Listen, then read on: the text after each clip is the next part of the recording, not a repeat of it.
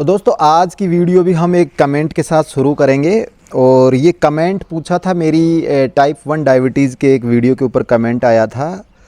और कमेंट करने वाले हैं 13 शॉर्ट्स विड। और इन्होंने कमेंट्स किया है, सर मुझे टाइप 1 डायबिटीज़ है और मैं मैरिड हूँ। सर मैं ये पूछना चाहता हूँ कि मुझे बेबी करने में प्रॉब्लम होगी क्या, कृपया कुछ उपाय बताएं। एक कमेंट ये है और इसी टाइप का एक कमेंट और है मेरे पास, वो भी दिखा देता हूँ। सानू अलवी और ये भी पूछते हैं डायबिटीज़ सेक्सुअल प्रॉब्लम पर वीडियो बनाइए। तो मैं इन्हीं टॉपिक के ऊपर आज वीडियो बनाने जा रहा हूँ। दोस्तों जिनको डायबिटीज़ है, चाहे वो टाइप 2 हो चाहे टाइप 1 हो, तो उनका एक सीधा सा सवाल होता है कि सर हमारी मैरिड लाइफ पे कोई फ़र्क पड़ेगा कि नहीं पड़ेगा, हम बच्चा पैदा कर सकते हैं कि नहीं कर सकते। तो देखिए इसमें काफ़ी चीज़ें सोचने की है। अगर आप हाई डायबिटिक हैं, बहुत ज़्यादा डायबिटीज़ आपको है, तो वो तो प्रॉब्लम हर चीज़ में करती है, क्योंकि वो आपके इंटरनल जो ऑर्गन हैं उनको डैमेज करती है, हार्ट पर असर डालती है। अब जब आपकी बॉडी इतनी बीमार हो जाएगी, तो जब हाई डायबिटीज़ रहेगी तो ज़्यादा अस्वस्थ रहोगे, आपके ऑर्गन काम नहीं करेंगे ठीक से, तो आप वैसे ही आपको इच्छा नहीं होगी। तो पहला तो ये है, पुरुष किसी पार्टनर के साथ जब संबंध बनाता है तो उसका जो अंग है, जो लिंग है, वो सख्त होता है। और उसको सख्त होने के लिए ब्लड सर्कुलेशन की ज़रूरत पड़ती है। जब नॉर्मल लिंग होता है और जब इच्छा जागृत करती है तो उसका ब्लड सर्कुलेशन बहुत ज़्यादा हाई हो जाता है, क्योंकि इंसान के ब्रेन में एक संकेत जाता है कि मुझे मीटिंग करनी है। तो ब्रेन से वो पर्टिकुलर अंग पे जाएगा, वहाँ फिर उसका ब्लड सर्कुलेशन तेज़ हो जाएगा। जब ब्लड सर्कुलेशन फ्लो तेज़ होता है तब लिंग का जो साइज़ है वो टाइट होता है, बढ़ता है, यानी कि वो सख्त होता है। उसकी जो धमनियों में खून बहुत तेज़ी से चलेगा। इसमें भी लिंग के अंदर नाइट्रिक ऑक्साइड नाम की एक गैस बनती है जिससे वो सख्त होता है। तो कई बार देखा गया है कि जब हाई डायबिटिक जब पेशेंट हो जाते हैं, खून के अंदर शुगर की मात्रा ज़्यादा होती है, तो ये जो नाइट्रिक ऑक्साइड जो गैस है ये कम बनना शुरू होती है। और जब ये कम बनती है तो जो लिंग में जो इरेक्शन होता है, जो सख्ताई जो आती है, वो कम हो जाती है। इससे वो प्रॉपर तरीके से मैटिंग नहीं कर सकता। तो एक तो ये कारण है। सेकंड, कुछ पुरुषों में क्रोनिक डिजीज़ भी आ जाते हैं। अगर मैं इसको सीधी भाषा में समझाऊं तो डायबिटीज़ की वजह से उनका जो अंग है लिंग, वो टेढ़ा होना शुरू हो जाता है।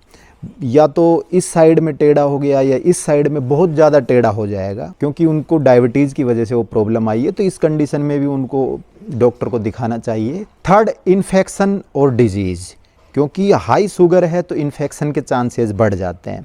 अगर आपके अंग के ऊपर, लिंग के ऊपर जख्म हो गए तो जख्म डायबिटीज़ की वजह से ठीक नहीं होंगे।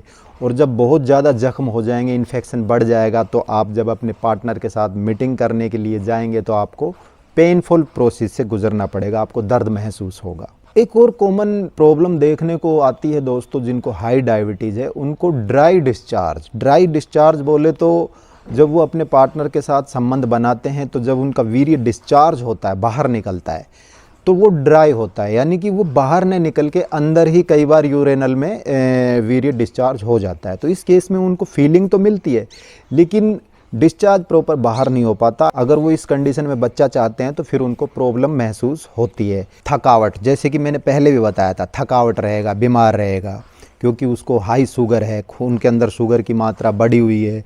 उसके जो बाकी के अंग हैं वो पर्टिकुलर काम नहीं कर रहे, हार्ट भी उसका काम नहीं ठीक से नहीं कर रहा है। तो जब ये सारे ऑर्गन्स काम नहीं करेंगे तो उसको थकावट महसूस होगी। थकावट होगी तो उसको जो इच्छा है अपने पार्टनर से मिलने की, वो इच्छा भी कम महसूस होगी। जब इच्छा ही महसूस नहीं होगी तो वो फिर उसके साथ संबंध भी स्थापित नहीं कर सकता। एक दोस्तों, टेस्टोस्टेरोन जो हार्मोन है का जो बनना है वो कम हो जाता है शुगर की वजह से। जब टेस्टोस्टेरोन हार्मोन कम बनता है तो उस वजह से भी जो व्यक्ति है उसकी इच्छा कम हो जाती है पार्टनर से मीटिंग करने की। तो ये तो कुछ समस्याएं थी मेल्स की। अब हम बात करते हैं फीमेल्स के बारे में।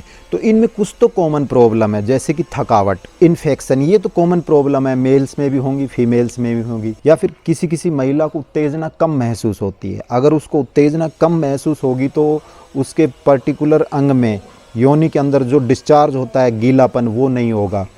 क्योंकि वो उत्तेजना उसको प्रॉपर महसूस होती है, तभी वो गीलापन डिस्चार्ज होता है, जिसकी वजह से जब वो पार्टनर से संबंध बनाती हैं तो उनको ईजी होता है, यानी उनको कोई पेन वगैरह नहीं होता गीलापन की वजह से, तो वो संबंध अच्छे से बना पाती हैं। जब महिला हाई डायबिटिक हो जाती है तो उसको डिस्चार्ज नहीं होता, वाटर डिस्चार्ज, तो इस वजह से भी उनको सेटिस्फैक्शन नहीं मिलता, या फिर वो अपने पार्टनर के साथ जब संबंध बनाती हैं तो उनको पेन महसूस होता है।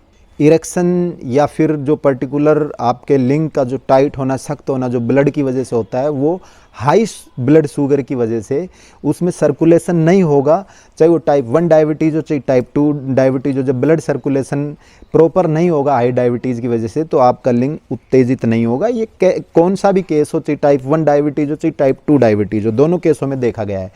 अब बात करें पर्टिकुलर टाइप 1 डायबिटीज़ की, तो भाई टाइप 1 डायबिटीज़ में अगर आप इंसुलिन बाहर से ले रहे हैं और अपने इंसुलिन लेवल को मेंटेन करके चल रहे हैं, तो आप नॉर्मल हैं, आपको कोई प्रॉब्लम ही नहीं है। जब बॉडी के अंदर प्रॉपर इंसुलिन जा रहा है, सारे ऑर्गन्स प्रॉपर काम कर रहे हैं, तो एक जो नॉर्मल इंसान है जिसको डायबिटीज़ नहीं है और एक वो व्यक्ति टाइप 1 डायबिटीज़ का जो बाहर से इंसुलिन ले रहा है, तो वो दोनों एक ही हैं, उनमें कोई असमानता है ही नहीं, क्योंकि जितनी क्वांटिटी में, जितनी डोजेज में उसको इंसुलिन चाहिए वो बाहर से ले रहा है। जब वो प्रॉपर बाहर से इंसुलिन ले रहा है, तो जो एक नेचुरल जिस इंसान की बॉडी के अंदर इंसुलिन बन रहा है, तो वो एक नेचुरल प्रोसेस से गुजरता है अपने पार्टनर के साथ, चाहे वो मीटिंग का हो या फिर और दैनिक काम हो। तो वो जो डायबिटिक पेशेंट है वो भी तो इंसुलिन लेने के बाद नॉर्मल इंसान की तरह ही हो जाता है, उसकी बॉडी भी वैसा ही रिजल्ट्स देती है जो एक नॉर्मल इंसान का देती है। तो फिर आप ऐसे कैसे मान लेते हैं कि आप टाइप 1 डायबिटिक हैं तो आप एक नॉर्मल इंसान की तरह वो कोई भी काम नहीं कर सकते जो नॉर्मल इंसान कर सकता है? ये फिर आप मान क्यों लेते हैं? ऐसा बिल्कुल नहीं है। आप इंसुलिन प्रॉपर डोज में लेते रहिए, आप में और नॉर्मल इंसान में कोई फ़र्क नहीं है। सिर्फ इतना सा फ़र्क है कि उसका जो पेन क्रियाज है वो प्राकृतिक तरीके से इंसुलिन बॉडी को दे रहा है और आपके वो पेन क्रियाज काम नहीं कर रहा, तो आप बाहर से इंसुलिन का प्रॉपर एक डोज इंजेक्शन के द्वारा बॉडी को दे रहे हैं। जहाँ तो इंसुलिन ही रहा है ना अंदर, तो काम तो वही बॉडी कर रही है ना। बस डायबिटिक नहीं रहने चाहिए आप, यानी कि आपकी ब्लड के अंदर शुगर लेवल हाई नहीं होना चाहिए, उसको आप प्रॉपर मेंटेन करके रखो, चाहे टाइप 1 डायबिटीज़ हो चाहे टाइप 2 डायबिटीज़ हो।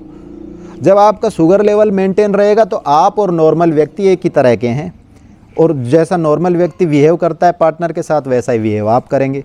लेकिन अगर आप शुगर लेवल को मेंटेन करके नहीं रखते हैं, चाहे टाइप 2 डायबिटीज़ हो चाहे टाइप 1 डायबिटीज़ हो, तो फिर आपको बहुत से डिजीज़ हो जाएंगे, और जब शरीर में बहुत से डिजीज़ हो जाएंगी, बहुत सी बीमारियां हो जाएंगी, तो भाई फिर शरीर काम करना बंद कर देगा। तो फिर एक नॉर्मल इंसान की तरह आप कुछ भी नहीं कर सकते, चाहे उसमें फिर पार्टनर के साथ मीटिंग हो, चाहे दैनिक काम हो, चाहे खाना हो चाहे पीना हो, सारे प्रॉब्लम करेंगे जब आप मेंटेन ही करके नहीं रखोगे। तो इसलिए शुगर को मेंटेन करके रखो। टाइप 2 डायबिटीज़ है तो भी आप कार्बोहाइड्रेट्स की चीज़ें कम लो और शुगर लेवल को मेंटेन रखो, और टाइप 1 डायबिटीज़ है तो भी आप बाहर से इंसुलिन लेंगे प्रॉपर मात्रा में, ताकि आपका जो खून के अंदर ब्लड शुगर है वो नियमित रहे, सही रहे। और जब सही रहेंगे तो नॉर्मल इंसान में और आप में कोई अंतर नहीं है, आप दोनों एक हो, और जब एक हो तो फिर जो नॉर्मल इंसान कर सकता है वही आप कर सकते हो। तो उम्मीद है आपको अच्छे से समझ में आ गया होगा ये टॉपिक भी। अगर अच्छा लगा है तो इस वीडियो को शेयर कीजिए, चैनल को सब्सक्राइब कीजिए। अब अपने दोस्त राजवीर को दीजिए इजाज़त। जय हिंद, बाय बाय।